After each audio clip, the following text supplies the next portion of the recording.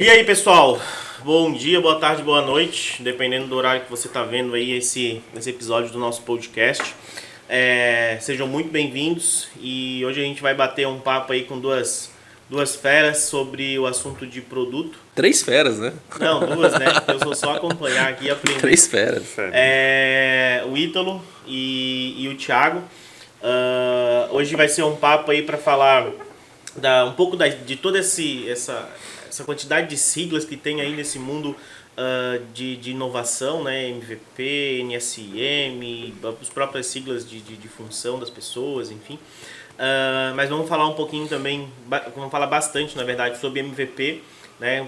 Quando construir, o que é, a confusão que se tem com relação a MVP, os problemas com relação a expectativas, né?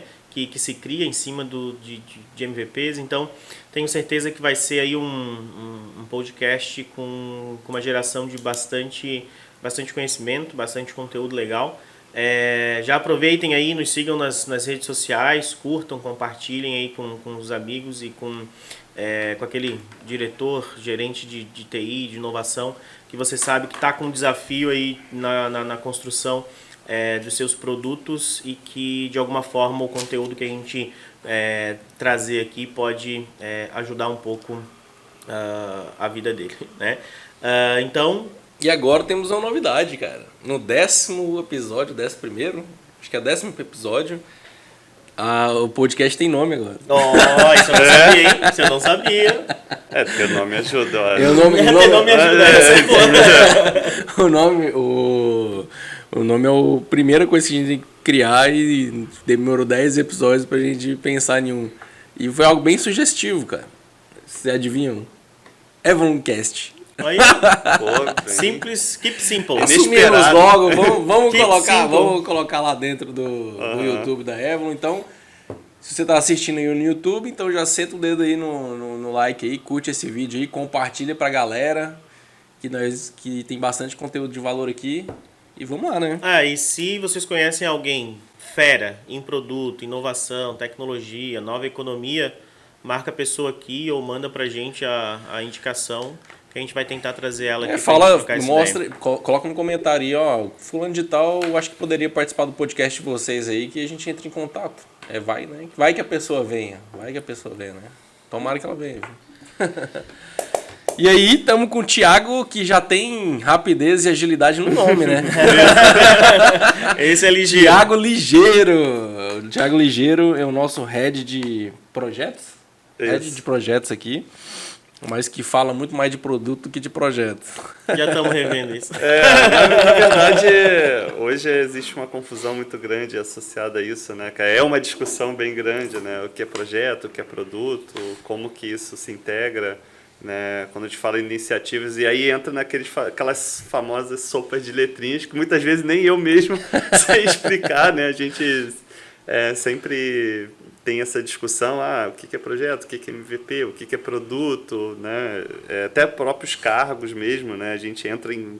Hoje a gente acaba recebendo muitas siglas, não só criadas pelos próprios brasileiros, mas de fora também, então a gente acaba assumindo algumas siglas que a gente tenta explicar, mas o objetivo, acho que aqui é legal essa conversa, que não é só explicar, mas como funciona na prática, né? Como a gente vê isso no dia a dia, como que isso acontece no dia a dia, né? Legal. Acho que se apresenta um pouco pro pessoal aí, Thiago, né? Fala de onde tu veio, fala da tua história, fala um pouco da tua história aí, para depois a gente... Não, ótimo. Eu sou carioca, né? Tenho 41 anos. Fiz em março. A idade não precisa falar. Não? Então corta aí. Mas eu trabalho na área de tecnologia, né? Em projetos de tecnologia há mais ou menos uns 15 anos, né? E eu trabalhei desde projetos na área de consultoria, dentro dessa área, até projetos de implantação de sistemas grandes, né? Em ordens bem elevadas. Então eu acho que eu já passei por vários ciclos assim de metodologias, né, de conhecimento voltada desde do PMI, onde eu, né, me certifiquei PMP, fiz toda aquela carreira de risco PMP, E depois a gente foi adentrando nessa metodologia ágil, né, de Scrum, essa crescente associada ao conceito de produto. Então, eu já trabalhei, enfim, em N áreas, assim, né, dentro da área de tecnologia. E legal estar aqui falando com vocês sobre isso também, né? Show, show. Então vamos começar do início, já que a gente falou de siglas aí. Para vocês, né, ou se tem algum consenso aí, o que é o MVP? Já vamos começar com uma polêmica aí, né? E é polêmica e não é polêmica, mas em muitos momentos Eu tenho confuso, uma outra né? polêmica que eu quero fazer uma pergunta para ele depois. Porque hoje em dia tudo é MVP, né? A gente fala até no Sim. dia a dia, vamos testar alguma coisa, a gente ouve, vamos fazer fazer um o MVP. MVP disso Aham, aqui. sim. Aí é um termo que até se parar pra pensar virou uma buzzword, né? Virou algo que é falado sem saber exatamente o Sim, significado. sim. Então, o que é o MVP, para que serve e quando usar? Cara, MVP. MVP, a sigla, ela é de inglês, né? Minimal Viable Product, né? Product. Isso, que é o produto mínimo viável, né? O mínimo produto viável que aqui no Brasil é o mais conhecido. MVP, cara, existe, igual você falou, né? Uma buzzword mesmo de... Todo mundo utiliza para, vamos fazer um MVP para testar tal coisa, MVP para fazer outra coisa. E o MVP, na sua sigla mesmo, o significado dela é você fazer algo mínimo, um produto mínimo, que seja viável, né, financeiramente para a empresa, do ponto de vista tecnológico, e que gere valor para o teu público ali que você está querendo atingir. E normalmente, muitas vezes, né, existe vários tipos de mínimo produto viável, mas o resultado final que aquele MVP tem que entregar para você é uma resposta de algum tipo de validação que você está querendo fazer. Basicamente foi para isso que se criou essa sigla e esse conceito de MVP. Por isso que eu sempre falo, né? Até eu estava aqui nos bastidores, a gente estava trocando ideia sobre isso, e aí o Samuel falou assim, eu já sei o que você vai falar. MVP não escala, porque de fato, cara, MVP é para te entregar algum tipo de resposta e depois que você teve essa resposta, você traz para dentro, traduz aquela resposta, traduz aquele resultado obtido através do MVP para dentro de casa, trabalha ele, aí você faz um produto inicial que vai continuar entregando valor ou até mesmo evoluir aquele MVP, mas novamente, sempre focado em obter respostas no mercado. O MVP, o principal objetivo dele é obter respostas no mercado. Esse que seria, acho que o conceito, relacionado, né, a MVP.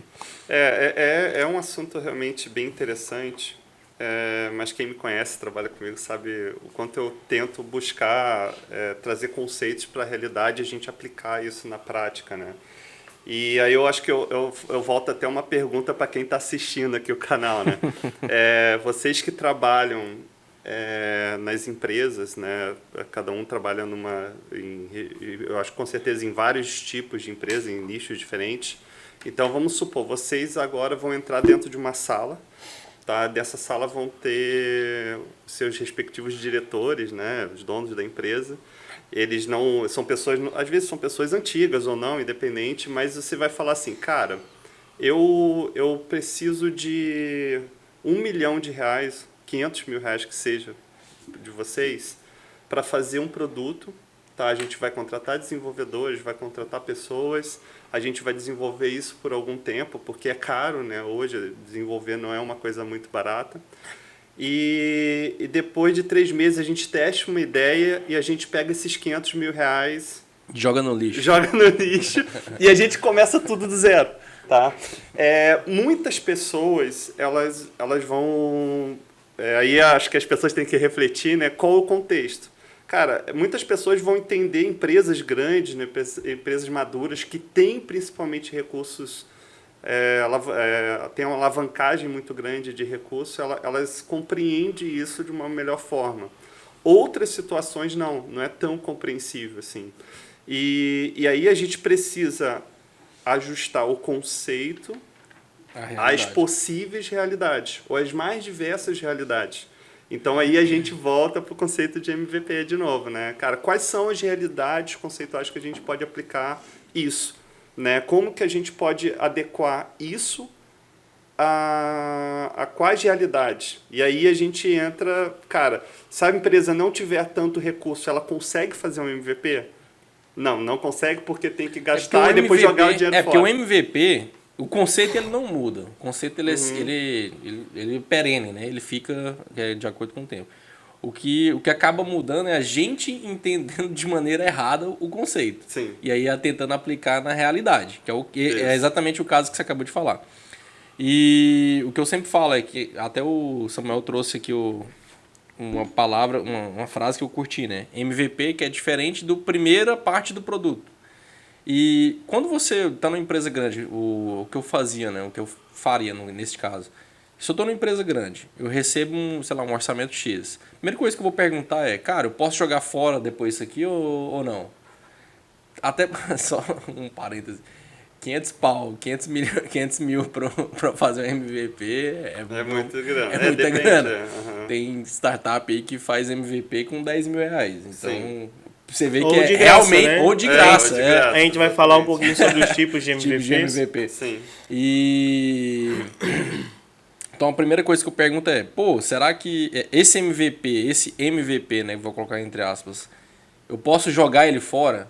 Posso simplesmente testar lá o meu conceito, validei ele, eu pego isso aqui, jogo fora e construo um produto de verdade, um produto que eu vou atender a expectativa da empresa e escalar ele futuramente.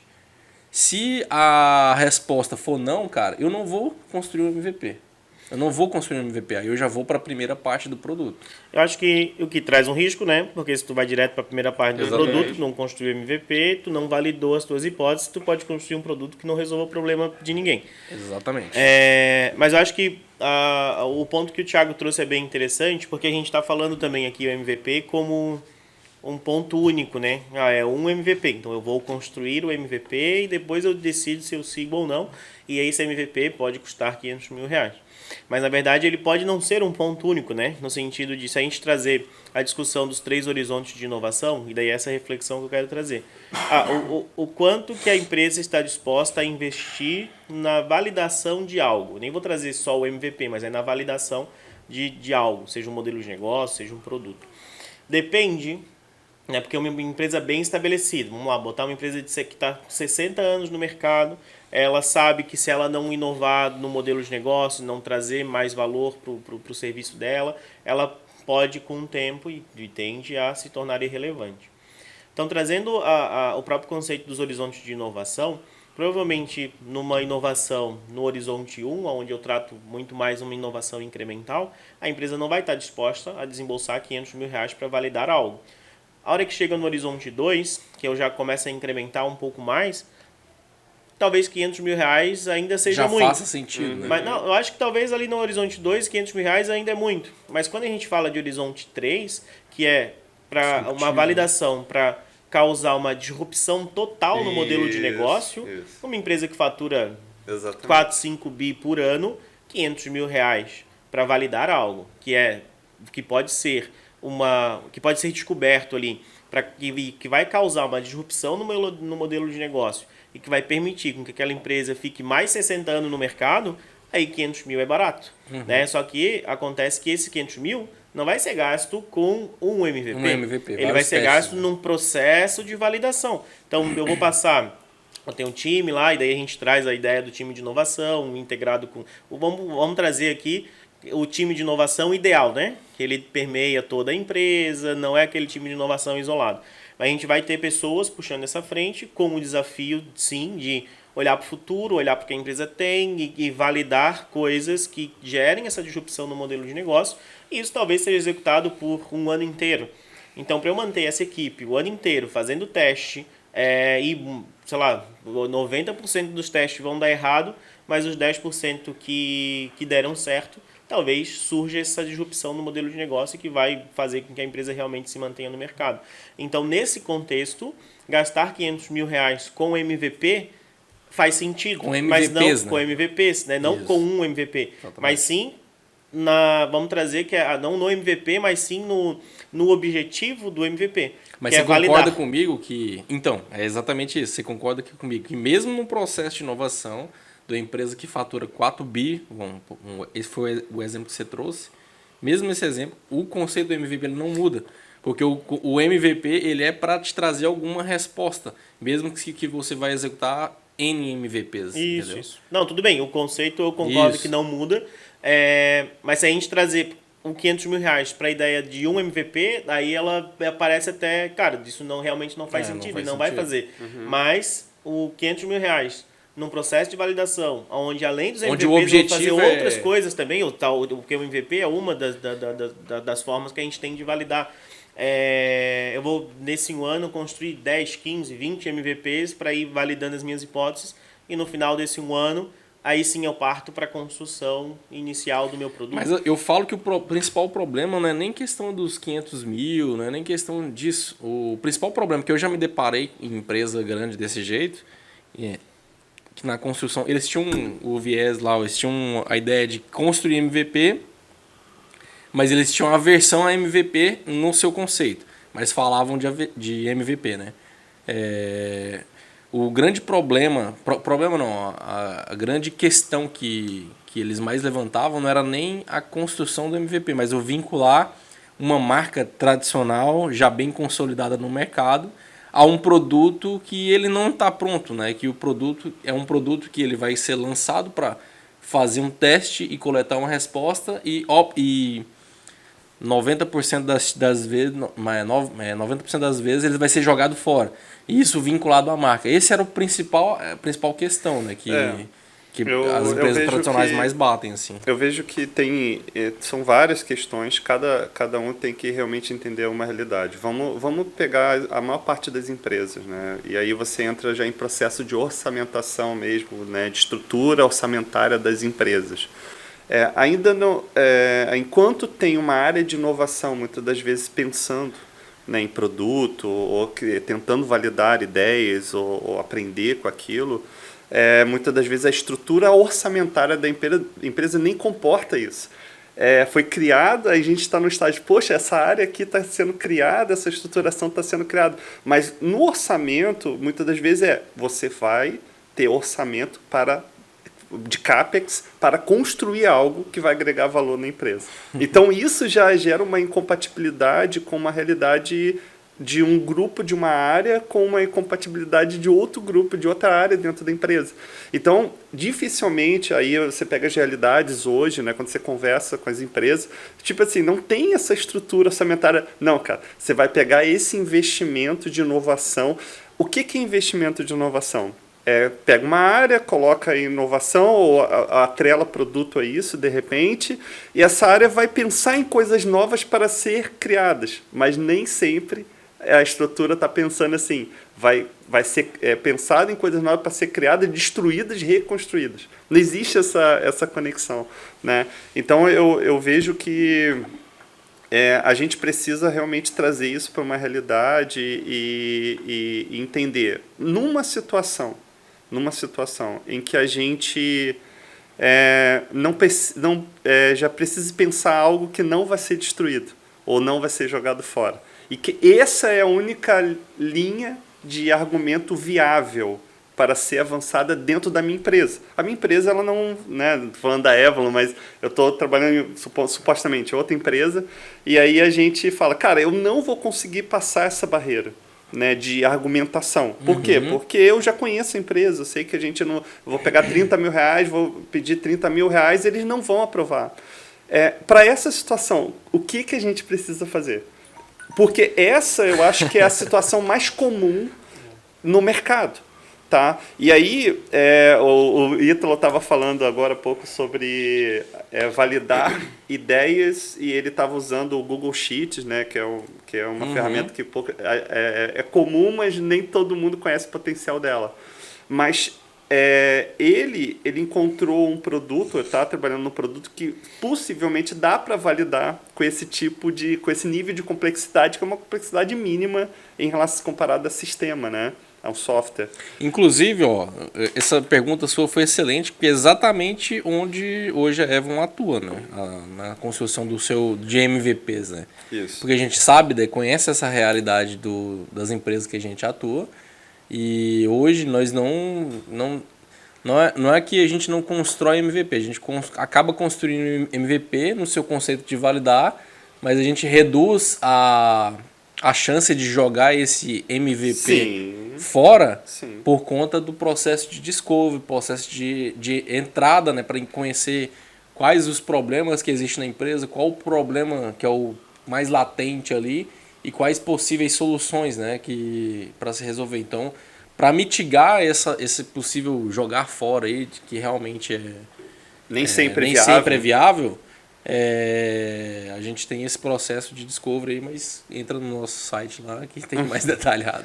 Eu acho que um ponto importante nessa discussão é o mundo ideal, né? A gente sabe que o mundo ideal é uma coisa e o mundo real é outra, mas esse gestor que está buscando validar algo e encontra essa dificuldade de conseguir um orçamento de 30 mil reais, vamos botar aqui que é o exemplo que tu trouxe, para conseguir validar algumas hipóteses para depois partir para uma construção de um produto.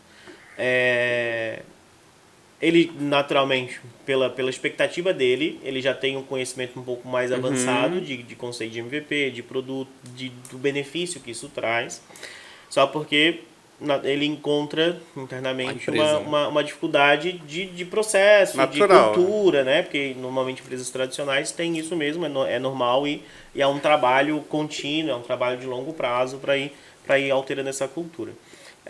Primeiro ponto é que eu acho que é um desafio dele e ele precisa continuar tentando mudar essa cultura, né, e propagar essa cultura de por que o 30 mil reais vale a pena ao invés de partir para a construção de um produto. Mas a gente entende também que isso no curto prazo não vai gerar um resultado. Ele pode ter os melhores argumentos do mundo, mas uma empresa de 50 anos dificilmente vai mudar algo tão rápido por causa do argumento, por melhor que seja.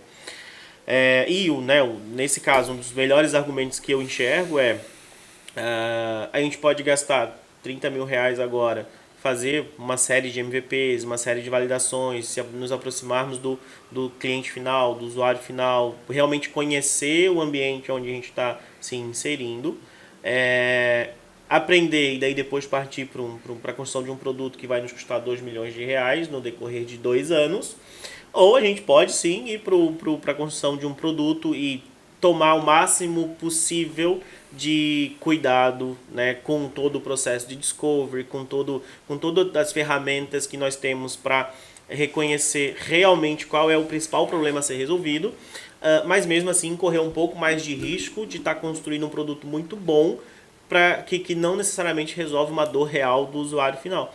Né, e que daí no decorrer dos próximos 2 anos eu vou gastar 2 milhões, que talvez eu teria...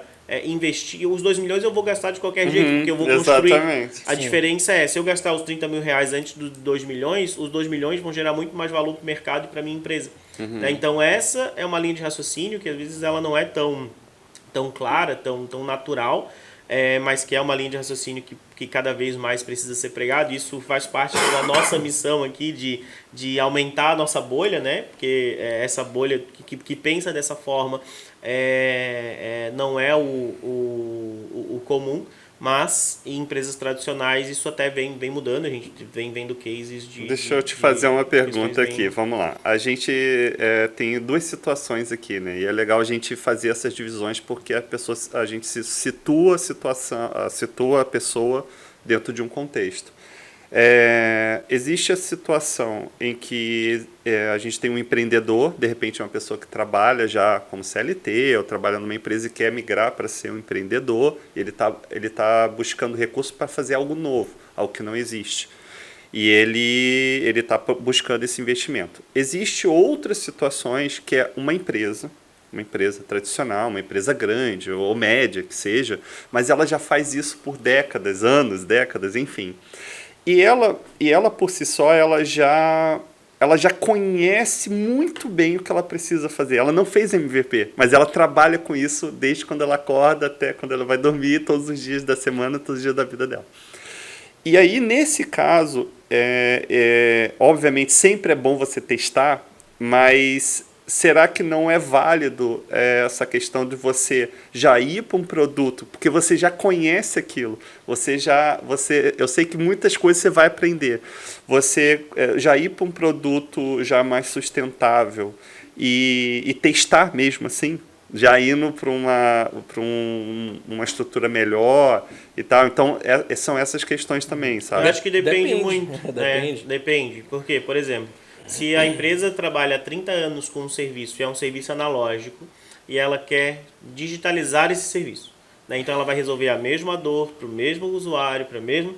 Cara, no MVP está feito que é o serviço que ela executou. Isso. Porque uma das formas de fazer MVP por exemplo, MVP Concierge, que eu ofereço um serviço, mas eu executo esse serviço manualmente e uma vez que eu recebo por esse serviço, eu fecho o ciclo de entrega do serviço, eu gero valor, o cliente avalia, está tudo certo, ele dá feedback positivo ou negativo, eu validei o serviço, eu posso digitalizar ele e daí entra o processo de construção de produto para construir aquele serviço digital, digamos assim, da melhor forma possível. Agora, se essa mesma empresa está num processo de reinvenção, de tipo, eu sei qual é o problema, eu sei qual é o cliente, eu sei tudo isso, mas eu não quero resolver esse problema da mesma forma que eu resolvo hoje, só que digitalizado. Eu quero descobrir novas formas de resolver esse problema e às vezes até com alguma tecnologia diferente. Normalmente se faz esse vínculo, né? Uma tecnologia diferente e tal, mas pode até não ser uma tecnologia diferente. Mas eu quero descobrir novas formas de resolver esse problema e que eu vou entregar algo a mais do que eu tenho hoje, só porque aí eu estou dando um passinho fora do meu conhecimento que eu construí durante 30 anos. Porque eu não sei se esse passinho fora e o que eu vou construir de novo realmente vai ser efetivo em resolver o problema que eu resolvo nesses últimos 30 anos com o meu serviço. Então, acho que tem precisa desse bom senso de entender o quanto eu estou saindo realmente da digitalização de um serviço que eu já executo ou o quanto que eu estou buscando a criação de coisas novas. O que eu sempre falo é, primeiro olhar a maturidade da empresa e depois ver qual que é o horizonte que ela está querendo atingir, né? Por exemplo, o primeiro exemplo que o Samuel deu está no primeiro horizonte, porque eu já conheço o problema que eu quero resolver e já tenho uma solução que é o serviço que eu executo. A única coisa que eu vou pegar é digitalizar aquilo de alguma forma. Cara, você já conhece, entendeu? Então, aí nesses casos, não precisa nem de discovery, já pode partir, por exemplo, para uma primeira parte do produto, sem problemas. A chance de errar vai ser bem pequena, mas ainda há chance de errar. Sim. No segundo horizonte, que foi o segundo exemplo que o Samuel deu, cara, eu já conheço o problema, que é o que eu atuo, só que eu não quero resolver do jeito que eu resolvo hoje com o meu serviço. Quero resolver de uma outra maneira. Essa outra maneira pode ser um outro serviço, pode ser uma nova tecnologia, um novo, sei lá, um aplicativo. Explorar um novo segmento de cliente. Exatamente, ou um novo segmento de cliente. Tudo que, quando você adiciona a variável novo, precisa de discovery, entendeu? Mesmo que seja um discovery mínimo, mas precisa de discovery. No terceiro horizonte nem precisa falar, né, cara? Tem que descobrir tudo, né? Que problema que você quer resolver e que solução que você quer colocar. A gente aqui, porque aqui às vezes a discussão ela é bem ampla, né? Mas a gente tem que dar alguns detalhes, assim. Porque muitas das vezes a gente fica numa discussão 8 ou 80, né? Tipo assim, ou a gente faz um MVP com uma premissa que vai jogar tudo fora, ou a gente faz um MVP que desde o início você já tem um investimento, uma alçada de investimento maior e que aquilo vai ser perene. Quando, na verdade, não é bem assim. Existe aqui um mundo bem grande entre uma coisa e outra, né? Que, inclusive, por isso que entra em aceleradores, né? Possibilidades que a gente tem de utilizar estruturas, quando vai fazer a nossa arquitetura, a nossa estrutura de projetos, que a gente pode, uma boa parte ser reutilizável, como outra parte não ser, né? Então, quando a gente fala assim, pega isso aqui, vamos fazer um... Não, basicamente, pessoal, quando a gente está falando de MVP, a gente está falando muito com foco em produto, de fazer algo, testar, mas a gente não testa só o cliente, a gente está testando o processo, para ver se as pessoas que estão trabalhando lá dentro, elas vão trabalhar bem, e hoje um dos principais problemas que nós temos é pessoas mesmo, você conseguir manter equipe. Então não adianta nada ter uma ideia, ter um produto, se a equipe não for perene, se aquele processo não for bom, ele vai dar errado, cara. Vai dar errado do mesmo jeito.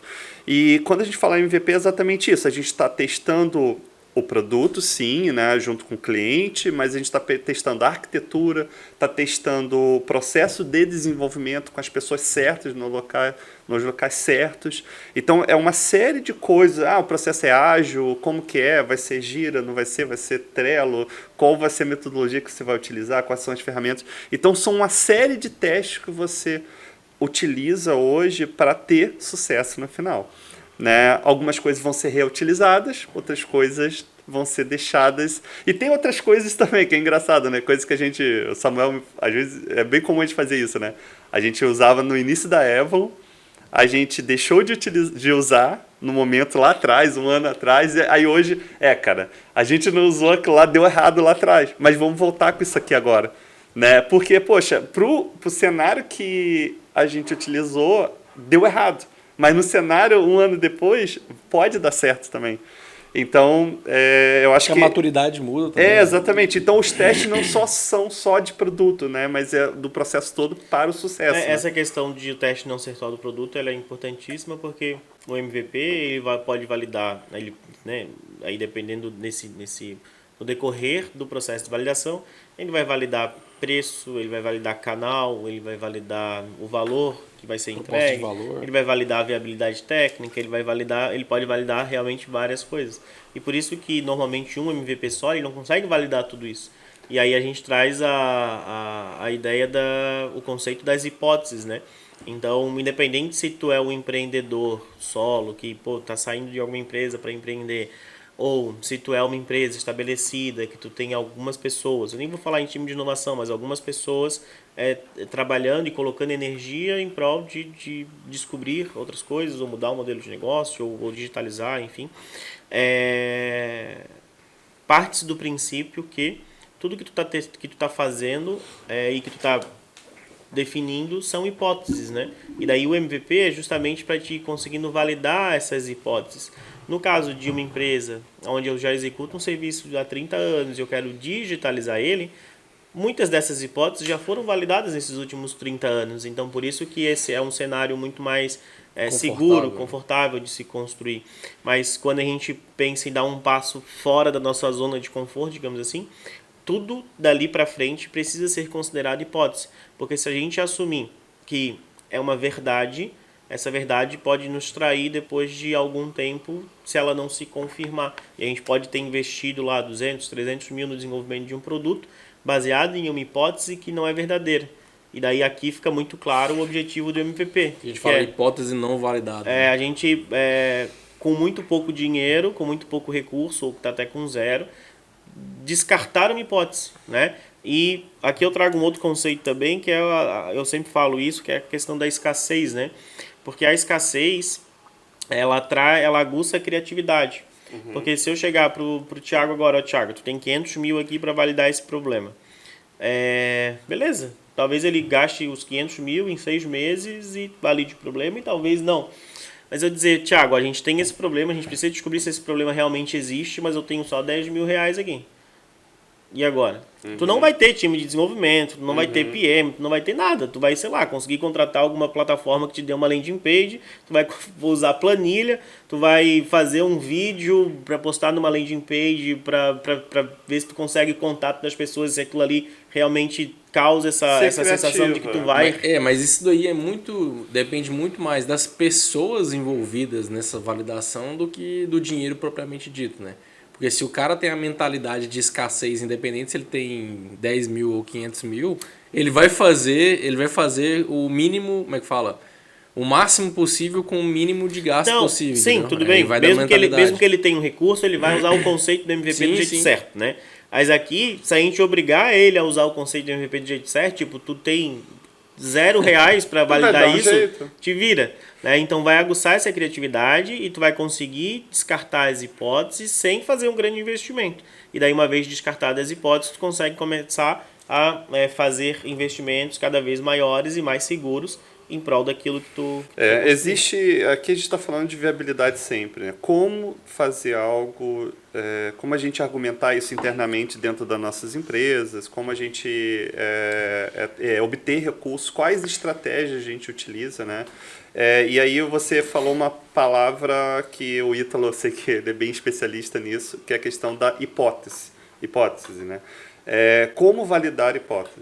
O que está acontecendo hoje, a gente fala muito, eu converso com algumas pessoas comercialmente, né, quando tem propostas e tal, é que às vezes as pessoas têm ideias, elas têm apresentações, que ela foi utilizadas algumas vezes para vender ideias, só que ela não tem nenhuma metodologia. A metodologia, ela não tem metodologia e ela nem tem... Às vezes, imagina, você nem tem dinheiro. Você precisa apresentar isso para alguém ou para o investidor. E aí você trabalha com uma apresentação bonita. Uma apresentação legal, visualmente, com um videozinho. Bem legal. Só que o método que você utilizou ele não é eficiente para levantar e questionar hipóteses. Que aí essas hipóteses podem ser respondidas de N formas. Você mesmo pode responder ela por conhecimento empírico seu isso, né? Isso é um risco, Não, é um risco, mas aí que tá. Hoje, quando é bem comum, tá? A gente vai para um levantamento de MVP. Alguém está consultando a Evlon para fazer um projeto. Aí você, tá, o que você tem? Olha, eu tenho esse pitch aqui que eu fiz, e aí eu vou apresentar para você. Tudo bem que esse pitch é legal, eu estou entendendo, só que você não fez as perguntas certas. E vou dar um exemplo, nós temos PMs, né, estamos especialistas nisso, que é muito legal. Quando ele apresenta o pitch para mim, ele foi bonito, eu fiquei empolgado. Só que, cara, não me responde muitas coisas. Quando eu boto alguém da nossa área, né, de negócio ali, né, de produto, para conversar com esse cara, ele já faz 20 perguntas, muitas dessas ele tem respostas, outras não. Mas ele já sai assim, às vezes ele sai meio desanimado, né? Mas, por outro lado, ele sai mais assertivo. Ele sai assim, poxa, cara, o pitch foi legal, mas eu não tinha me perguntado em nada disso. Poxa, que legal. Uma conversa de 1 hora, 2 horas, ele já levantou várias perguntas e já economizou muito dinheiro dele. Porque se ele não tivesse feito essas perguntas, possivelmente ele teria que responder elas diretamente com um desenvolvedor, desenvolvendo coisas, testando coisas, tempo. Então, é isso que eu acho que é legal ser comentado, do tipo assim, o Ítalo, como que você, como exemplos assim que você pode dar para levantar hipótese e responder hipótese, de N jeitos de fazer isso. Como que é feito isso hoje dentro da Evlon, assim? Cara, dentro da Evlon a gente tem o nosso processo, né? O framework da própria Evlon, que vai desde a criação dessas hipóteses, né? Que é exatamente as perguntas que o pessoal faz para os empreendedores, são esse método de criação de perguntas e de hipóteses. Mas a hipótese nada mais é do que você... Quando o empreendedor ele tem certeza de algo, por si só isso já é uma hipótese, porque só ele tem essa certeza, entendeu? E para ele validar aquilo, ele tem que perguntar para outras pessoas. Um erro que eu já vi bastante, cara, que eu já cometi esse erro bastante, hoje eu não cometo mais, a gente definir tipo, alguma certeza que, no meu ponto de vista, é uma hipótese, a gente define uma certeza, e toma essa certeza como verdade. E, cara, dá merda. Isso sempre dá merda. E a galera, ela tem dificuldade, um medo, não sei dizer o que é, mas de perguntar pro público o que ele acha daquela hipótese dele, entendeu? Então o que eu faço normalmente? Na prática, que eu já fiz, né? Cara, eu defino lá qual que é a minha certeza. Pô, eu tenho certeza que... Vou dar um exemplo lá da startup.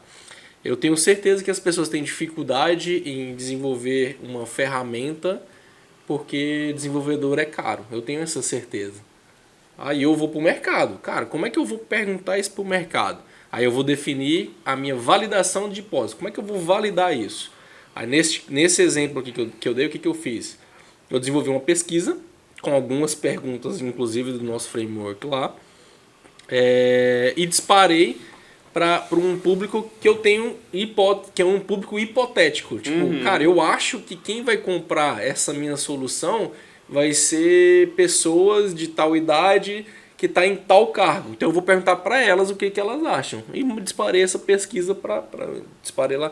Ontem eu até estava vendo essa pesquisa, eu disparei para 740 pessoas.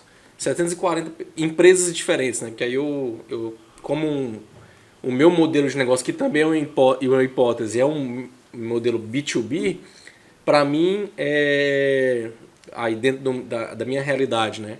Para mim, o mínimo de resposta que eu precisava para validar aquela hipótese seria, no mínimo, 100 respostas. Aí de 740, que foi a minha base que eu trabalhei, eu tive 104 respostas. Então, eu atingi o mínimo que eu precisava de ter de resposta para validar ou invalidar aquela resposta. Aquela pergunta minha, aquela hipótese. Na verdade, nesse teste eu validei várias hipóteses, né? Tinha várias hipóteses. Hipótese de mercado, hipótese de modelo de negócio. E aí, dessas 104 respostas, eu tive, 70% de que o problema que as pessoas tinham de não fazer as ferramentas era porque desenvolvedor era caro. Então, validei minha resposta. Então, aquilo que eu tinha como verdade, que é a minha hipótese, eu validei para o público que eu também tenho como verdade exatamente aquela hipótese que eu tinha definido. Então, eu acabei validando, cara, de 104, 70 me respondeu que tem o mesmo problema. Então, aquele problema, ele é meu, mas ele também se repete em outras empresas. Então, é um problema validado, que a gente chama. Esse é o ponto que eu quero dizer. Olha só, pessoal, quem está assistindo o vídeo, né? Aqui a gente vai para o caminho do desenvolvimento, nem que seja um desenvolvimento meio... Sempre a mente, né, vai direcionando para o desenvolvimento, ou um desenvolvimento muito curto ou não. Deixa eu só concluir rapidinho aqui. Depois que eu fiz, foi até engraçado, porque depois que eu tive esse problema validado, eu queria ver se a solução, a hipótese de solução que eu tinha, o pessoal queria comprar aquilo, né? Estava disposto a comprar, pagar. Disposto a comprar. O que eu fiz? Eu vou desenvolver um MVP. Só que o MVP que eu fiz, eu fui lá, um MVP que inclusive um dos tipos aí é o MVP fumaça, né, que a gente chama, que nada mais é do que uma proposta de valor construída dentro de uma página web com um botão lá de compre. Que esse botão de compra, eu só coleto quantas pessoas que clicaram naquele botão de compra. E nesse botão especificamente de compra, eu redirecionava para um formulário onde que a pessoa preenchia ali a intenção de compra dela. Então, eu rodei isso uma semana, eu gastei mais ou menos R$100 de ads, né, de publicação, e tive... Daquela base lá dos 104, os 70 que queriam comprar também pelo preço que eu tinha colocado lá, inclusive estava validando o preço. E no Ads lá, de R$100, deu mais ou menos uns 60 pessoas que queriam assinar aquela ferramenta minha, né? Então, eu também validei a proposta de solução que eu quero colocar no mercado. Então, eu tive um problema validado, que eu validei o problema no mercado, e também tive uma proposta de solução validada no mercado. E, cara, exatamente isso que eu fiz, cara, eu gastei uns, nem R$500, não foi nem R$500 que eu gastei, eu consegui ter resposta do problema que eu tinha e da solução que eu queria propor para o mercado, gastando R$500, e exatamente esse processo aqui é o que nós temos hoje dentro, que é o nosso processo de discovery ali, básico dentro da Evo. Você respondeu exatamente o que eu estava perguntando, assim, né? A gente aqui, a gente precisa validar hipótese. E aí tudo bem, isso, exatamente. O MVP, ele parte por N conceitos, assim. Mas no fim, a gente precisa validar hipótese. Né? E esse validar hipótese, existe N formas de você fazer. Uma forma, às vezes, muito dispendiosa, né? E muitas das vezes que é o desenvolvimento, ele é dispendioso, porque, né, todo mundo sabe como está o mercado e tal. Mas existem outras formas intermediárias e até muito básicas de fazer isso. E, obviamente, a gente trabalha com isso também, né, dentro da Avalon, né, com esse tipo de metodologia, mas isso é legal para as pessoas saberem, esse exemplo que você deu para saberem o que elas já podem fazer.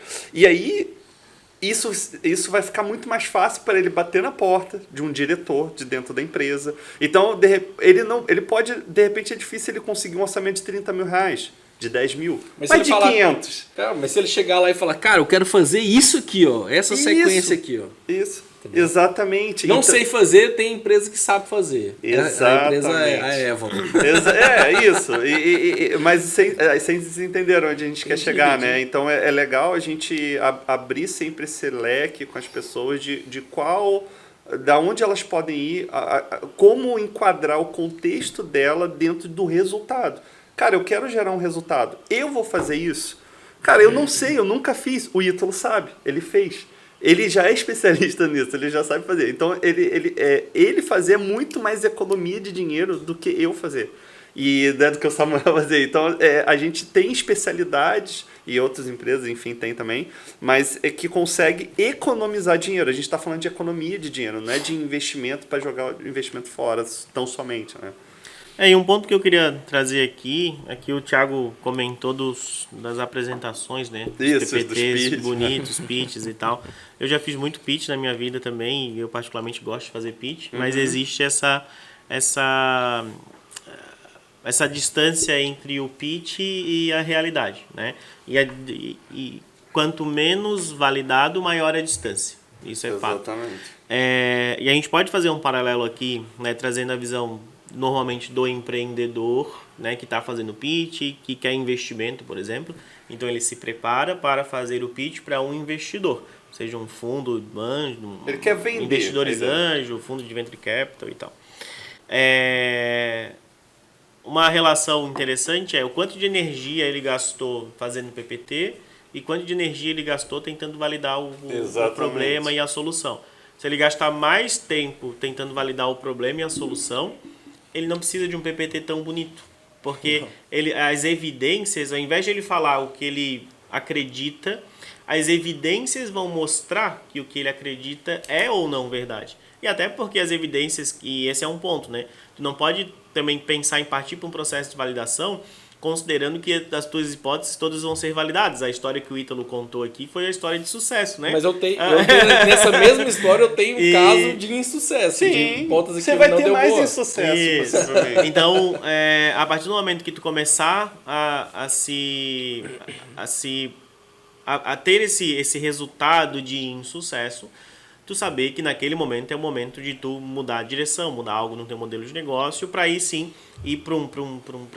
E o pitch é importante, porque quando tu apresenta a ideia para alguém, consolidado, tu né? recebe o feedback, Sim, tu recebe sim. e isso tu usa também como uma retroalimentação. E dentro de empresas, né, consolidadas, dentro de empresas tradicionais, a gente tem um cenário semelhante, né? Porque a gente tem pode ter um cenário onde um colaborador dentro de uma área que tem essa função, digamos assim, precisa vender essa ideia internamente para um diretor ou para quem está financiando tudo aquilo e talvez em algum momento se concentre muito mais no pitch. Só porque esse colaborador ele está num cenário um pouco mais complexo. Porque se ele construir um pitch muito bonito, suficiente para conquistar o investidor ali interno, digamos assim, sem aquelas hipóteses estarem validadas, ele basicamente assumiu um compromisso que ele não tem certeza se ele pode cumprir. E naturalmente, quando tu inova, tu nunca vai ter 100% de certeza, mas só com um pitch, sem antes ter feito um processo de validação, é 100% de certeza que tu não vai conseguir cumprir aquilo, sabe? Então, antes de fazer um pitch bonito para apresentar para um investidor interno, pedindo recurso para desenvolver um produto, leva essa visão, cara, eu quero fazer esse processinho aqui, eu quero gastar R$500. Quero gastar R$500 para seguir esse processo, para eu validar o problema e validar a solução, e depois eu vou montar um pitch para ti aqui para a gente ver se isso faz sentido ou não.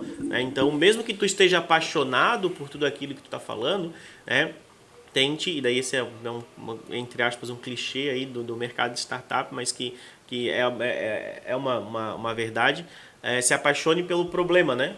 E não pela solução. Então, se tu já fez o PPT, tente não se apaixonar por ele. Se tu não fez, tente validar o problema e a solução e se apaixone pelo problema. Porque tu, mais do que ninguém, precisa ter a certeza absoluta de que tu tá trabalhando em cima de um problema real. E quem vai dizer isso são as evidências que tu vai colher nesse processo de validação. Então, por isso que o processo às vezes pode demorar longos períodos, porque dependendo do que tu for validando, tu vai receber muito mais feedback negativo e daí tu vai mudando. Pô, no exemplo que o Ítalo trouxe, ele tinha lá, mandou para 740 pessoas. E talvez, se o feedback tivesse sido negativo, digamos assim, eu não validei a minha hipótese, ok. Mas talvez o segmento de cliente estava errado. Então, em vez de eu mudar a minha ideia, de eu mudar o meu problema, ou mudar a solução, no caso, eu mudo o segmento de cliente. E isso eu consigo, em vez de gastar R$500, tu gastaria 800 para mudar o segmento de cliente. Né? O que eu ia falar ali, questão do pitch também, né? Pitch é outra parada também que a galera desvirtua do conceito, né? O pitch nada mais é para você consolidar uma informação que você quer repassar para alguém. E essa informação que você quer repassar para alguém não necessariamente precisa ser um pitch para construção de um produto. Pode ser um pitch para você apresentar a hipótese que você quer validar, entendeu? Para você agariar algum tipo de recurso, para aí sim você fazer aquela validação e depois fazer um outro pitch para construir um produto. Então pode ser pitch diferentes. Inclusive eu anotei aqui, eu vou pedir para desenvolver, a gente vai desenvolver um pitch, um modelo de pitch para vocês apresentarem para os diretores aí, gerentes, para vocês terem recursos para validar hipóteses. E esse é um ponto, vou desenvolver esse modelo. É um ponto importante, justamente porque quando a pessoa faz isso com consciência, eu acho que esse é o principal ponto. E o conhecimento viabiliza essa consciência. Né? Então, tipo, nesse mesmo cenário, tem um colaborador, ele está dentro de uma área onde há responsabilidade de fazer isso, enfim, ou talvez não, né? Ou talvez não esteja dentro dessa área, mas ele tem um contexto onde ele acredita que pode fazer isso. Quando ele faz isso com consciência, sabendo que o pitch não é para vender a solução, não é para vender um produto, ele sabe que ele precisa passar por algumas fases, alguns processos para ter essa garantia, ou a garantia mínima de dar um próximo passo, essa consciência vai fazer com que a comunicação dele seja mais assertiva, né? Então, ao invés de chegar para o seu diretor ou para o seu gerente e apresentar um sonho, né, ele vai apresentar, e isso acho que vai ser muito mais bem recebido, de dizer, eu acho que isso é assim, eu tenho essas hipóteses aqui, por causa disso, disso, mas eu não sei. E eu preciso justamente saber. E eu consigo saber isso seguindo esse processo, gastando, sei lá, R$500 durante um mês. Então, deixa eu fazer isso aqui e daí depois eu te trago quais foram as respostas. Eu, assim, só colocando um parêntese aí, eu gastei R$500 porque eu domino esse processo. Porque eu já faço isso aí já tem pelo menos uns 6 anos.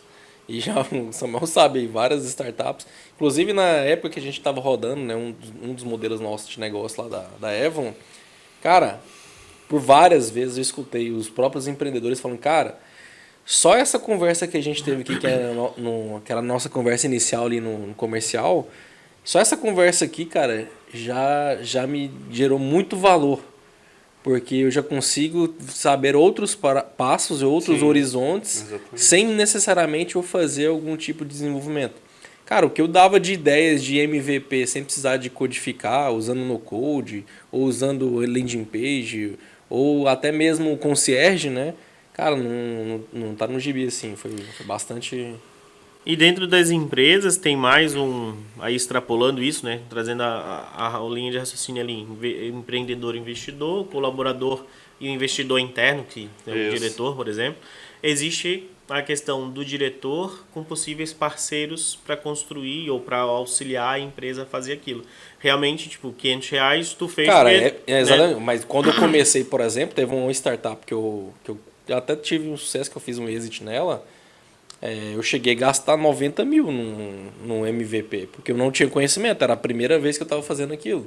Então, tipo, com conhecimento você reduz custos, né? Basicamente despesas. É aquela questão, né? Hoje tu sabe quais botões apertar, né? Exatamente. Mas até tu descobrir isso, tu apertou muito botão errado. Muito botão errado. E tem uma questão que eu vejo que acontece muito, assim, né?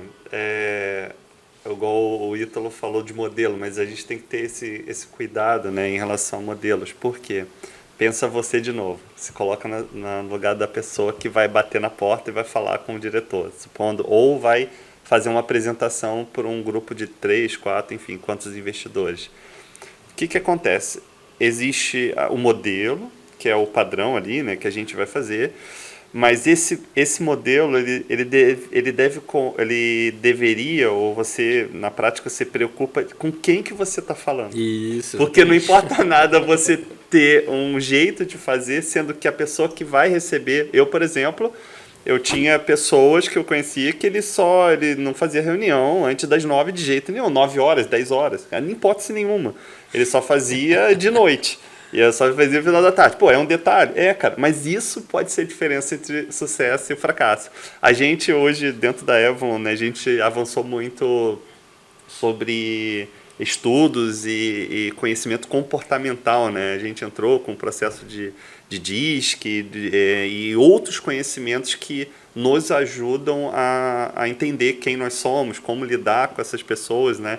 E eu acho que até isso pode ser base para esse sucesso do MVP. Porque o sucesso, gente, ele não é... De novo, né? A gente começou falando de validar o produto desenvolvido lá na frente. Mas, na verdade, o sucesso ele é um ciclo inteiro. Desde que como você está fazendo uma apresentação, um pitch, qual a linguagem que você utiliza, com quem você está falando, como que você valida essas hipóteses, se é de uma forma de, né, low code, né, ou você vai para o desenvolvimento. Então, ele permeia todo esse ciclo para isso dar certo. Cara, quem são os parceiros que você vai trazer? Então, é legal que aqui a gente está falando, dando uma visão bem ampla de algo que, a princípio, é só 3 letrinhas, assim, né? E uma reflexão que eu queria trazer daí com relação ao paralelo ali de diretor e parceiros se você, e isso acontece também com a gente, né? Se você é um diretor ou um gerente e você está à frente disso e provavelmente daí você precisa vender isso para o CEO. Se você tem uma visão do que precisa ser desenvolvido e tu chega num parceiro, apresenta aquela visão do começo ao fim, com um pitch, com uma apresentação super bonita. Mas se tu não tem as evidências para dizer se aquilo dali faz sentido ou não, por mais que esse parceiro diga para ti que isso dali vai ser um sucesso, a tendência é não ser.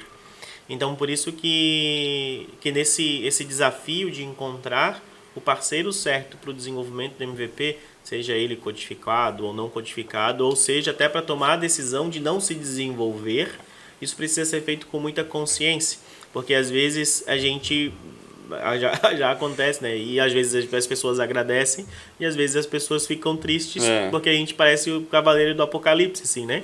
Então, tipo, cara, tudo isso que tu me apresentou é legal. É lindo. Mas é onde realmente tem as evidências de que isso aqui é um problema real. E por que a gente sempre bate nessa tecla? Porque a gente não quer simplesmente desenvolver. A gente quer resolver os problemas. E como a gente foca muito numa relação de longo prazo, por mais que a gente acredite, e às vezes são ideias que são realmente apaixonantes, eu olho aquilo ali e penso, cara, isso aqui é sensacional. Mas se começar a desenvolver sem essas evidências que os MVPs nos trazem, a tendência é depois de 6 meses, 1 ano de desenvolvimento... É você fazer uma Ferrari sem motor. Não, a relação se desgastar, vai dar briga, vai dar problema, porque vai chegar uma hora que aquilo... Vai chegar uma hora, inevitavelmente, que a realidade vai chegar. A gente está desenvolvendo algo que não necessariamente resolve um problema real. Aí já se foi colocado muito dinheiro, aí não quer dar o passo para trás. O cara salvou o PowerPoint que você mostrou para ele, aí ele vai pegar lá e vai falar, cara, você disse que...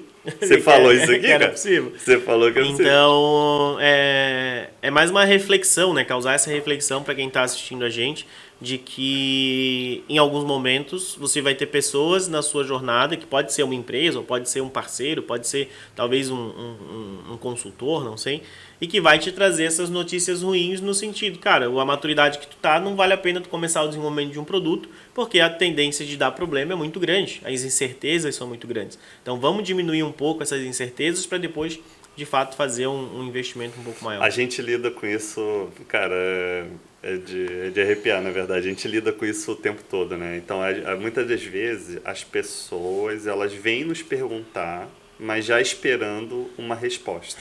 Então ela chega e liga pra gente, ou a gente começa uma reunião com um cliente, um próximo, ele fala assim, cara, olha só, quanto custa isso aqui? Aí ele chega com um desenho, né? Mas ele já espera que eu fale, não, isso aqui é 1 mês e vai ser facinho, é 2 meses que vai ser facinho, né? A gente vem com nossos, né, os nossos arquitetos, aí o cara fala, não, cara, não vai ser. Eu não tenho como chutar isso aqui. A gente vai ter que avançar mais, a gente vai ter que validar. E às vezes é bem comum, até com essa visão antiga, um pouco de requisitos. Né? Antes eu tinha muito aquela questão de especificação de software, aquela documentação. Isso é um ponto bem interessante, que as pessoas pegavam, escreviam um texto gigante para como deve funcionar o sistema. E aí elas chegam para a gente e entregam, tá, cara, tem isso aqui tudo descrito. Quanto tempo é para fazer isso aqui? Cara, a gente não consegue ver mais. Hoje, essa realidade que a gente tem hoje, o ágil, da forma ágil que a gente utiliza, né, a forma de desenvolver ágil com MVP, ela não comporta esse tipo de análise. É diferente. A gente vai nos problemas. Quais problemas você quer resolver? E a gente vê a viabilidade de resolver de uma forma ou de outra. Então é mais fácil você gastar menos tempo olhando gasta mais tempo validando essas hipóteses, entendendo quais problemas você quer resolver, do que sentando na cadeira e descrevendo o que você quer fazer, como você quer fazer. Né? Isso é o que acontece hoje muito. Tanto é que quando era engraçado, né? Como o mundo muda. Né? Há 10 anos atrás, quando eu chegava para um desenvolvedor, um arquiteto, a gente chegava com uma descrição toda detalhada, ele olhava, cara, beleza, isso é normal, eu quero isso, sim, eu vou fazer isso aqui, que bom, se você não detalhou, detalha mais. Hoje, se eu pego essa mesma documentação de um MVP, qualquer coisa, entrego para um arquiteto nosso, um analista, cara, ele vai falar, cara, pega isso aqui e vai pro inferno. Eu não vou desenvolver, ele não vai, ele não consegue mais fazer. E existe a questão de a gente não conseguir, em muitos casos, principalmente quando é algo muito grande, e existe a questão de a gente não querer. Por quê? Porque não é certo, principalmente no mundo que a gente vive hoje. Então, se eu tenho lá um documento de 200 páginas, além de ser difícil, né, por mais que eu queira, não, eu quero, ok. Eu vou ler um livro. E tem a questão de eu não querer. Por quê? Porque vai dar problema.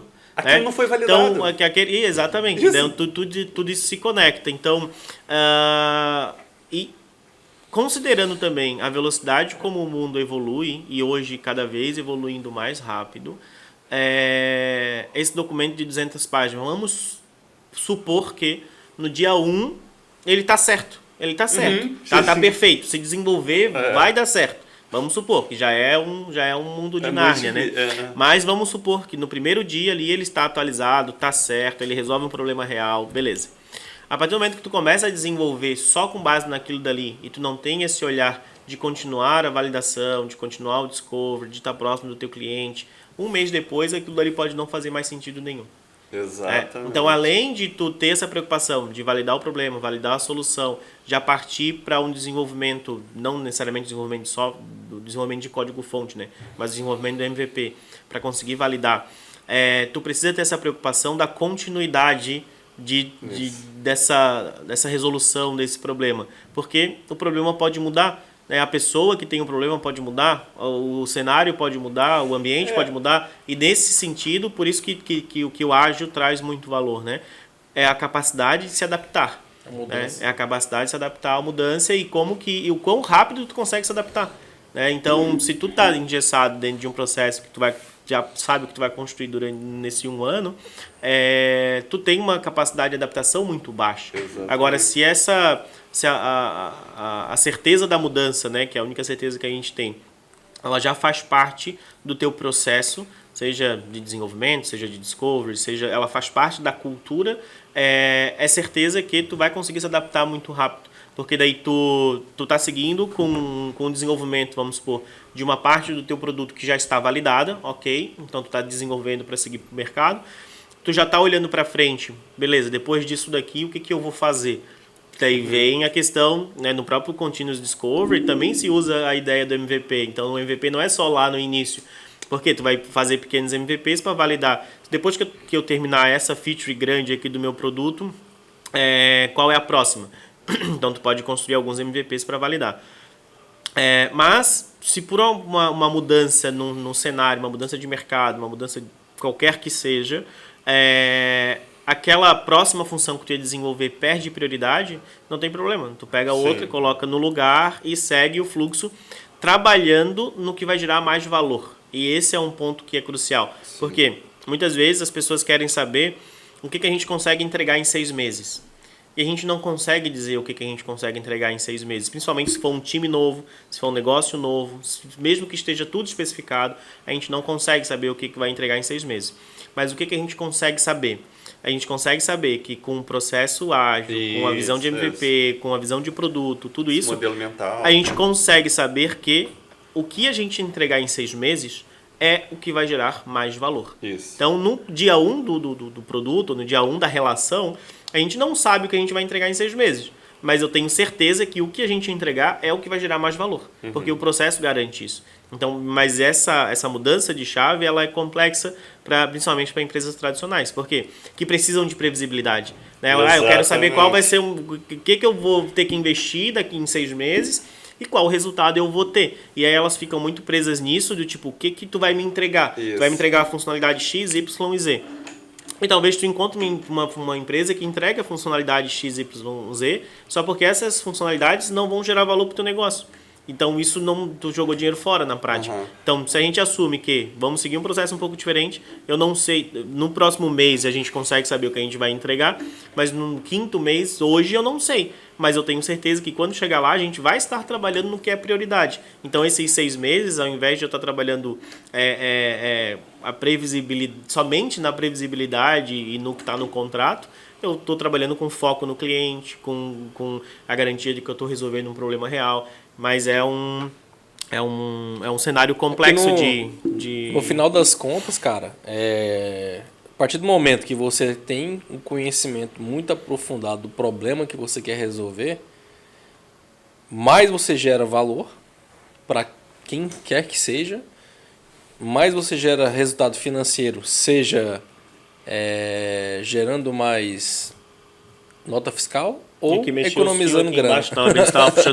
Assim, ó, a gente aqui mas o foco principal é sempre no problema, cara. Se você tem um problema bem validado, bem construído, com vários artefatos que comprovam que aquele problema é um problema real, tipo, a geração de valor nada mais é da quantidade de problemas que você resolve para o seu público. Essa o cerne da geração de valor.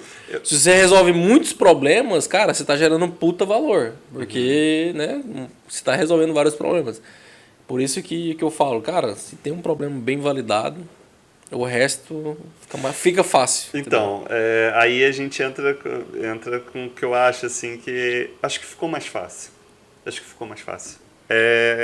Na verdade, obviamente você tem que buscar as parcerias certas e tudo, né? Você tem que ter essa noção, mas então quando a gente pensa, por exemplo, antes o mundo era de detalhamento ao extremo, né? Então eu tinha que detalhar cronogramas com as datas exatas lá no project, né? No EPM, Gantt, quando que aquilo ia acontecer, da forma que acontecer, o tempo que eu gastava fazendo isso, eu converti ele com o tempo de processo, como responder o processo mais rápido, como a gente reverter situações de mudanças que vão acontecer com certeza. Antes, quando as pessoas gastavam tempo em especificação, né, e hoje ainda tem muitas empresas, né, com certeza fazendo isso, e não eu julgando aqui, né, estou falando da nossa experiência em relação a isso. Um tempo absurdo especificando, detalhando ponto a ponto, campo a campo. O foco foi convertido em validação de ideia e resolução de problema. Quais problemas você precisa resolver? Cara, outras pessoas vão responder isso para você, pessoas que conhecem disso. Então não precisa você chegar e falar, eu preciso fazer desse jeito. Não, faça as perguntas certas, faça as validações certas que ou o cliente vai responder para você, ou um especialista vai te ajudar a responder. Então, o que houve foi uma mudança mais, não é uma questão de ser ou mais trabalhoso ou menos trabalhoso. Na verdade, a gente está sendo mais focado, né? E isso, acho que para mim eu prefiro assim. Particularmente eu prefiro assim. Muito bom, hein? Muito bom, muito bom. Nós temos vários cenários que normalmente acontecem, né? E são cenários reais. O Thiago trouxe alguns cenários reais aqui. Mas eu quero trazer alguns e que eu vou até trabalhar aqui com a ideia de fases, né? Para quê? Para que a gente ajude as pessoas que estão assistindo, que estão ouvindo, a identificar aonde que elas estão. Isso. E o que fazer, né? Qual é o próximo passo a fazer considerando o momento atual, né? Então nós temos aqui, por exemplo, eu não tenho nada, eu tenho só uma ideia. E vamos trabalhar sempre com a ideia de uma pessoa dentro de uma empresa tradicional, né? Então, vamos supor um próprio gerente de TI, por exemplo, que tem uma ideia, mas que ele não tem nada estruturado, não tem validação, não tem nada. E a gente vai evoluindo. Algumas delas a gente já até comentou aqui, né? Então, tipo, eu tenho a especificação. Acontece, a pessoa já chega com a especificação.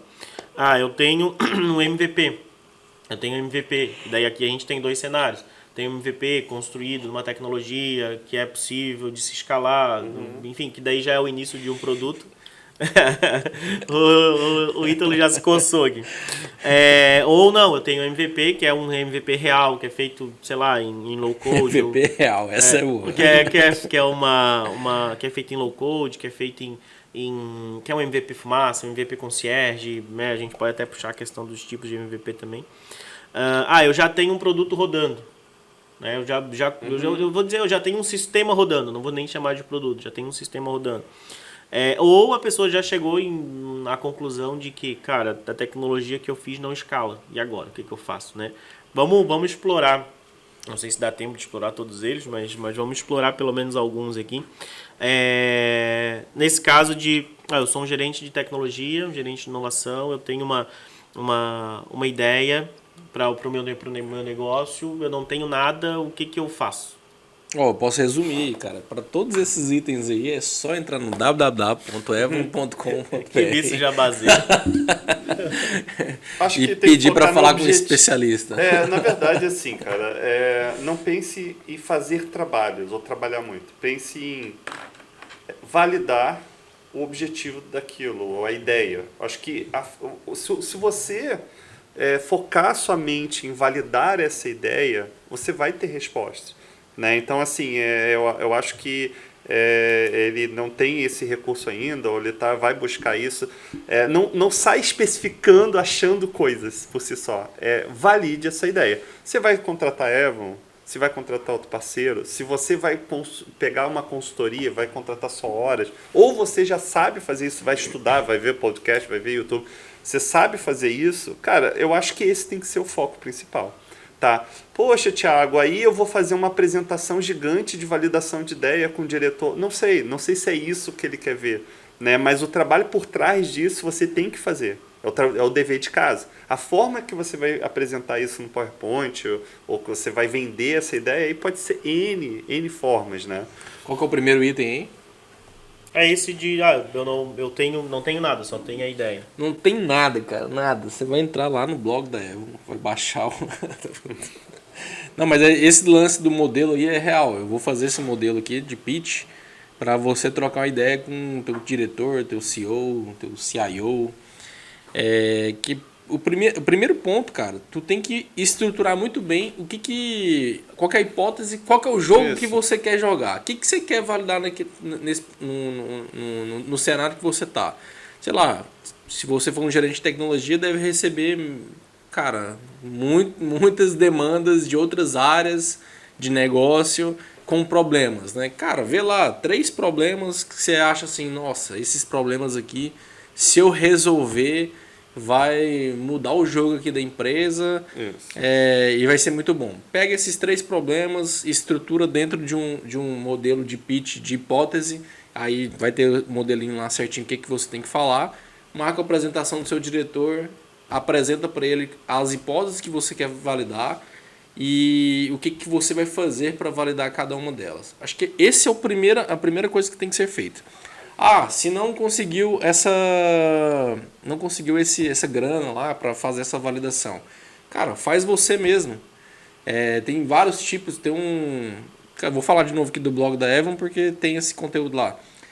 Se eu não me engano tem um e-book, acho que tem esse e-book de vários tipos de MVPs, né? Que você consegue fazer para validar uma determinada hipótese. Então você pega aquele mesmo documento ali, modelo que seu diretor não deu moral para você e desenvolve algum tipo de MVP que não precisa de desenvolvimento para você tentar validar aquela hipótese, né? Ou até mesmo, normalmente problemas se validam com pesquisa, né? Ou pesquisa qualitativa, ou quantitativa, ou entrevista, ou pesquisa desk, né? Que é você mesmo ir na internet fazer pesquisas, você consegue responder com dados e fatos. O lance tem que ter dados e tem que ter fatos que comprovam que aquele problema é um problema real, entendeu? Então tem que olhar para dentro da tua empresa, dentro dos seus dados da tua empresa para provar que aquele problema, se você resolver ele, vai gerar resultado ou de redução de custos ou de nota fiscal, faturamento novo. Em resumo seria isso, que é o que eu faria, né? Show. E aí eu sou um gerente de tecnologia e que eu já passei dessa fase da ideia, independente da forma como eu passei, e eu chego para vocês com uma especificação. Tem um documento não vou nem botar 200 páginas, mas tem 30 páginas de um sistema que eu quero desenvolver, porque ele vai resolver, de certeza absoluta, um problema que eu tenho aqui dentro. Certeza absoluta, eu vou perguntar para você, tá, beleza, me mostre por que você tem tanta certeza. Porque a partir do momento que eu faço essa pergunta, a pessoa, se ela fez o trabalhinho de casa de validar o problema, ela vai ter os fatos e os dados que comprovam aquele problema. Vou dar um exemplo. Tem um cliente nosso que ele solicitou, né, o desenvolvimento do aplicativo lá. Quando eu falar os exemplos, você vai saber que cliente que é. Não vou citar o nome porque não pode. E que nós fizemos, na verdade, um trabalho de validação de problema mesmo, de saber, cara, beleza, vocês querem desenvolver esse aplicativo, mas o que vocês querem resolver com esse aplicativo? Aí fizemos uma pesquisa interna, né, de dados do próprio cliente para saber atendimentos lá e descobrimos um nicho de um tipo de atendimento que, se a gente resolvesse aquilo dali, 80% dos atendimentos estariam resolvidos, né? Sim. Cara, focamos naquilo. Aquele é o problema central, que se eu resolver, é o Pareto, né? Se eu resolver aquele problema lá, 80% de todos os problemas estarão resolvidos. Se a pessoa fez o trabalho de casa de validar o problema, ela vai me trazer essa resposta. Se ela me trazer essa resposta, aí eu escuto o que ela tem de especificação para fazer, né? E aí o que eu faria é refinar essa especificação em um tipo de MVP one feature, né, que fala que é uma funcionalidade apenas de um MVP que possa ser escalável, né, que é um modelo que a gente trabalha dentro da Evo. É o que eu faria. Na verdade, existe essa situação, né? Tem pessoas que chegam pra gente, é bem comum, cara, olha só, eu já tenho os clientes, eles já acharam, eles querem isso, eles ligam pra mim e vão pagar mesmo, e só que eu tô perdido aqui, eu tenho isso aqui porque às vezes nem um analista de negócio, ou um PM, alguém lá de dentro detalhou lá, alguém até que usa o sistema, muitas das vezes ele converte em outro formato. No caso da especificação, a gente até tenta dar uma olhada, mas a gente dá um passo atrás sempre, né? A gente sempre tudo bem, você já sabe o que quer, você já imagina tá? Mas quais são os objetivos que você quer atender? Então a gente começa a falar, cara, quais são as funções principais em nível macro. Então essa pessoa ela até fez mais trabalho que poderia ter feito. Que deveria, exatamente. Por quê? Existe uma questão que acontecia antes, que hoje é uma questão que os desenvolvedores, quem desenvolve não quer mais. Ele não quer trabalhar desse jeito. É o seguinte, você falar exatamente como ele vai gerar a solução. Hoje a gente não trabalha tecnicamente, né? Então, isso é um problema hoje, né? Hoje as pessoas, cara, elas querem saber o que precisa ser feito, qual o objetivo tem que ser atendido. Então vamos lá, ele precisa fazer uma autenticação. Cara, qual tipo de autenticações? Quais são os meios que ele vai ser autenticados? Né? Então, assim, esse é o objetivo geral. Não, cara, essa autenticação tem que ser feita com X senhas, dessa forma ou daquela forma ou outra. A funcionalidade menu, cadastro. Cara, eu tenho que cadastrar essas pessoas aqui. Tá? Esse grupo de clientes. Opa, temos um cadastro. O erro que é cometido. Tá, eu vou fazer um cadastro. E aí, eu vou especificar. Esse campo tem que fazer isso. Esse campo tem que fazer. Não precisamos ir para esse caminho. Então, hoje, é muito mais a gente atender objetivos e fazer estimativas gerais, assim, né? Do que detalhar ponto a ponto, que não vai ser útil, né? Legal. Eu vou juntar duas aqui, né? Que eu já tenho MVP, e daí eu citei aqui, né? Em PHP ou em low code, enfim. E daí aqui agora o pessoal do PHP vai me bater, mas não tem nada contra o PHP. Mas é um exemplo real que a gente recebeu. Quando a gente precisa escalar muito, né? Tipo, preciso ter 10 milhões de usuários. Tecnicamente não se avaliar Então, se o PHP consegue... Mas esse é um exemplo... escalar, um exemplo real que existe, que naquele contexto específico não era possível. Mas tá? o PHP, só um parêntese, o Facebook é feito em PHP, né? Não sei se hoje é, mas era. Era, né? Tá. Beleza. Eu não sei se hoje é. Tecnologias, e daí trazer essa reflexão. A tecnologia que eu fiz não escala. Então eu já tenho alguma coisa rodando, independente se é MVP, independente da tecnologia, independente de qualquer coisa, já está rodando, mas a gente chegou à conclusão que não escala. E aí? Tem um ditado que fala assim, quando você está dentro de um buraco, a primeira coisa que você tem que fazer é parar de cavar. Tá? Isso é sensacional, né? E assim, Muito bom. O que acontece é o contrário. Muitas vezes a pessoa ela sabe do problema, as pessoas já falaram a verdade para ela, mas ela continua cavando, ela continua escalando aquilo que não vai escalar. Então ela continua investindo tempo numa arquitetura, de repente, que vai dar errado. Arquitetura chambreada. Exatamente, só uma questão de tempo, né? E hoje a gente lida com N empresas que estão nessa situação, assim, né? E acho que a gente precisa fatiar o problema, né? Acima de tudo. Né? Não, eu vou jogar tudo fora e vou parar o meu sistema, vou migrar para outro, substituir. Cara, depende do contexto. Tem situação que provavelmente você vai ter que fazer isso. Mas tem outras situações que você consegue. No nosso caso, por exemplo, cara, tenho aqui um aplicativo que já tem um parecer, uma solução que já tem um parecer técnico de um arquiteto, né? Alguém que entenda, que fala, cara, isso aqui não tem como. Quando você dobrar o número de usuários, isso aqui vai sentar.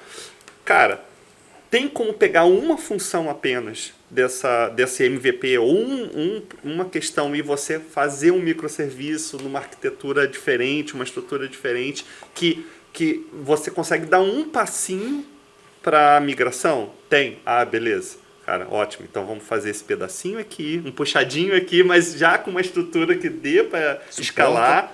Depois você vai migrando, um a um. Essa é uma possibilidade que acontece. Cara, não dá. Então, cara... eu até hoje de manhã eu vi uma comparação, era num outro contexto, mas eu acho que se encaixa aqui.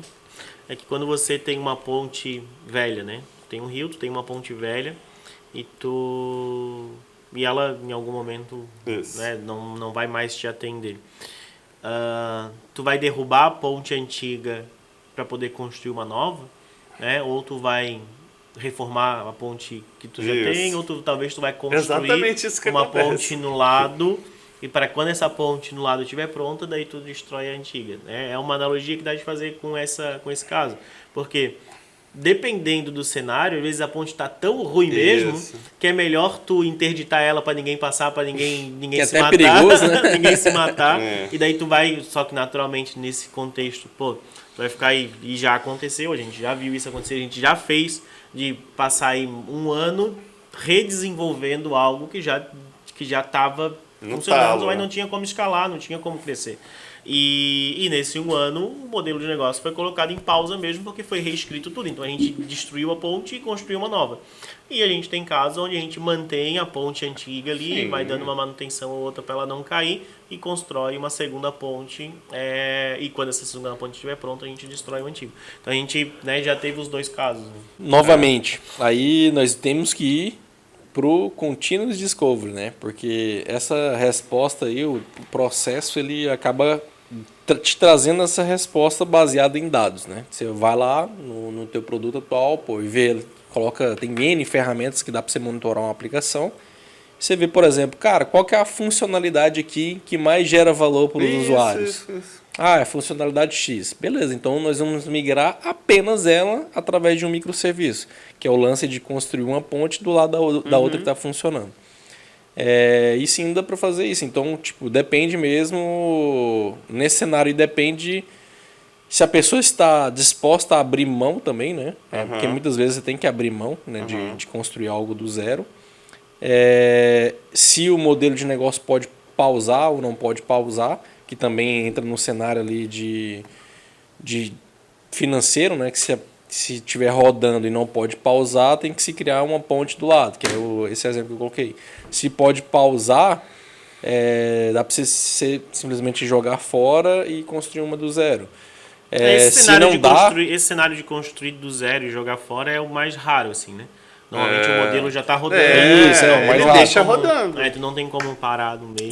E outras vezes também, se a gente identificar que aquela ponte, beleza, essa ponte aqui ela tipo, não suporta um caminhão, mas se a gente fazer alguma estrutura mais parruda nela embaixo, aqui ela suporta um caminhão médio.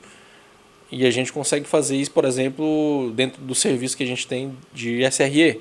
O SRE ele consegue, por exemplo, em trabalhar em produtos legados, dando uma sobrevida maior para um produto. Inclusive, tem um episódio que acho que é o episódio 3, que a gente fala com SRE, com os nossos especialistas SRE aqui da Avalon, e eles dão exatamente esse exemplo, né, de como que eles podem fazer para estruturar um sistema legado para dar um pouco mais de escala no produto dele. E esse é um ponto bem legal também a se trazer, porque nem todo produto precisa ser escalado para milhões de usuários. Né? A outra pergunta é, cara, você quer escalar? Isso, então a gente sempre trabalha com o extremo, né? Eu quero escalar infinitamente. Mas, cara, às vezes o teu segmento de cliente é pequeno, é um produto que é um complemento do teu modelo de negócio, e tu vai ter ali, sei lá, 500 mil usuários. Isso já é um ponto importantíssimo, porque as decisões de arquitetura que vão ser tomadas para construir um produto que vai chegar a 500 mil usuários é diferente das decisões de arquitetura de um produto para atender 10 milhões de usuários. Então, às vezes, dependendo do que tu tiver rodando, e para o tamanho da tua necessidade, aquilo ele vai te atender. Cara, e quando você for fazer a especificação, quando você amigo, que está nos vendo, não, ao invés de eu fazer a especificação toda detalhada, você tem que responder esse tipo de pergunta. Esse tipo de pergunta, ele define qual caminho você vai. Então, assim, esse produto, ele vai atender como?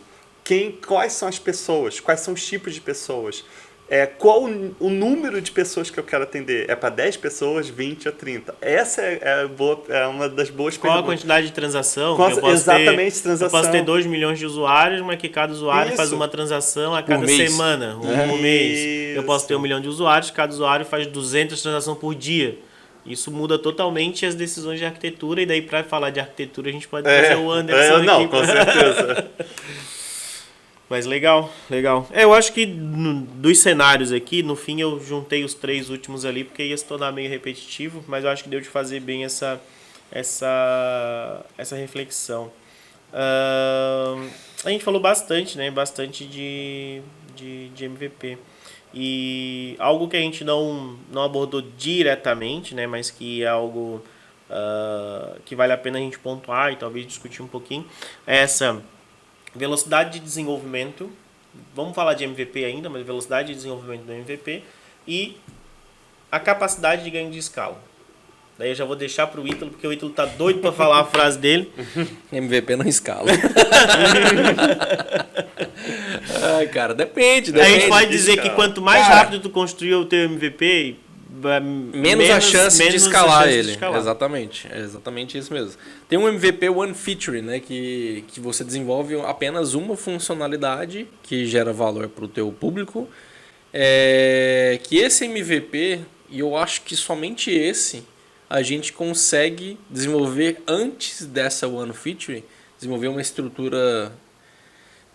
Obviamente, a gente já tendo a premissa que vai se escalar e que essas respostas dessas perguntas de mais ou menos quantos usuários vão ter, qual a quantidade de transação por dia, se a gente já tem essas respostas, a gente já consegue desenvolver uma arquitetura que suporte isso, antes mesmo de fazer esse MVP One Feature. Só que essa estrutura, ela suporta não só essa única funcionalidade, mas N outras que vão ser criadas.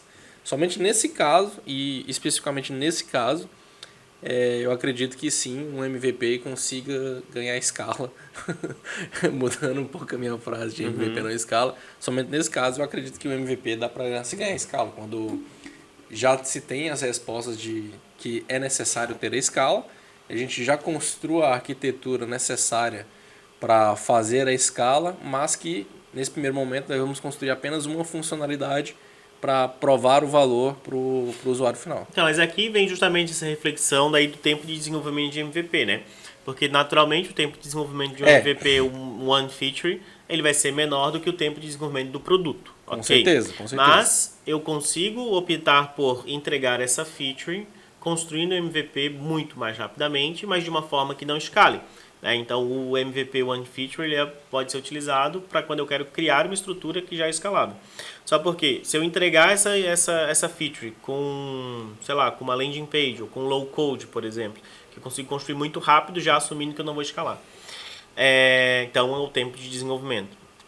Ou construir um MVP One Feature onde eu já preciso ter ali um trabalho de SRE, de DevOps. Eu já quero fazer isso, né? Então, tipo, ao invés de entregar a feature em 2 semanas, eu vou, sei lá, demorar 1 mês e meio, 2 meses para entregar aquela primeira feature, considerando que eu já estou construindo essa estrutura que vai escalar. Então, mesmo pensando na entrega de uma feature, essa diferença na velocidade de desenvolvimento e a capacidade de ganho de escala, ela fica bem nítida, né? Porque se entra a escala, né? Se entra esse requisito, cara, eu preciso escalar. Beleza, então aqui a gente já sabe que a gente vai esticar um pouco mais a primeira entrega principalmente, porque vai ter uma série de decisões que precisam ser tomadas, tem uma série de arquiteturas que precisam ser montadas. É porque você conhece, para dar essa capacidade. Você tem que inserir conhecimentos muito específicos.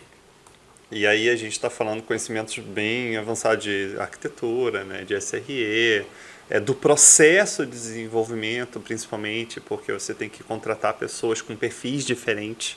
Né? Então você é uma pessoa que trabalha num ambiente de tiro curto, outra coisa é algo que você precisa gerar sustentabilidade. Então realmente o panorama muda bastante, mas tudo é conversado, né? Tudo é estudado assim. Legal. Estamos nos encaminhando para o fim, certo? Não sei se você tem mais alguma consideração aí com relação ao nosso assunto. Não, acho que foi bem rico hoje, né, cara? Várias trocas legais aí. O Thiago, ele tem bastante experiência, né, com grandes empresas aí. Até tinha anotado uma pergunta aqui, não sei se vale fazer agora. Acho que vale sim. Com relação a projeto de escopo fechado, porque você trabalhou de projeto de escopo fechado. Sim. E qual que é a sua opinião sobre projeto de escopo fechado? Na verdade, quando a gente fala de projeto de escopo fechado e projeto de escopo aberto, a gente tem que discutir o que é verdade e o que é mentira. Acima de tudo, a gente tem que ser verdadeiro, tá? E muitas das vezes as relações não são verdadeiras, tá? E não é uma questão de ser projeto de escopo fechado ou ser contra ou a favor. É uma questão de você falar a verdade ou você não falar a verdade. Aqui na Avalon, a gente briga muito com isso, a gente tenta vender esse conceito. Cara, a gente vai falar aquilo que a gente sabe. Então, assim, quando você tem um projeto que você combina e as pessoas conhecem o escopo, elas sabem que aquilo é real, que aquilo e obviamente tem uma margem, né, de segurança e tal, mas você sabe dizer aquilo com propriedade, né, respeitosa, mínima ali, é possível fazer. É possível Mas isso fazer. normalmente vem com, sei lá, um time análise. E um time que trabalha há um ano junto e recebe uma demanda que é sobre aquilo que eles trabalham, Exatamente, né? sobre aquilo que ele conhece, sobre aquilo... A gente conhece a vazão daquela equipe.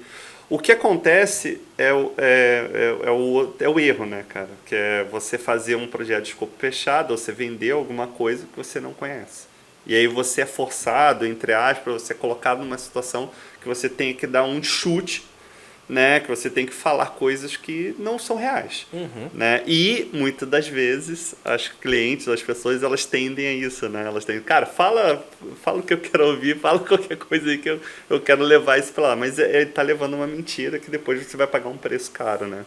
Mas nada substitui dentro do conceito dentro da área de desenvolvimento de tecnologia, né? Que é uma área diferente. Você vai construir um prédio, né? Você vai pegar ali em Floripa, vai construir um prédio que tem mudança também, mas não são mudanças significativas. Construir um navio. A área de tecnologia, ela muda muito mais rapidamente. E hoje eu vejo, né, apesar de trabalhar muitos anos com cronograma de escopo fechado, hoje eu vejo que o conceito e a metodologia de ágil, né, aí entra em metodologias, ela é muito mais compatível para essa realidade. Né? Essa é a minha opinião. Excelente. Show. Coisa linda, coisa linda. Então... Última perguntinha. É verdade. Tiago, a gente sempre tem em todos os episódios, a gente sempre faz uma pergunta para os convidados aí. Inclusive, você foi um dos convidados que mais fez pergunta pra gente. Eu gostei bastante. Foi uma troca bem legal. Mas se tu pudesse mudar uma coisa em todas as empresas do mundo, num passo de mágica, assim. Né? Então, cara, estalei o dedo e mudei. Em todas as empresas do mundo ao mesmo tempo. O que seria isso? Uma ótima pergunta.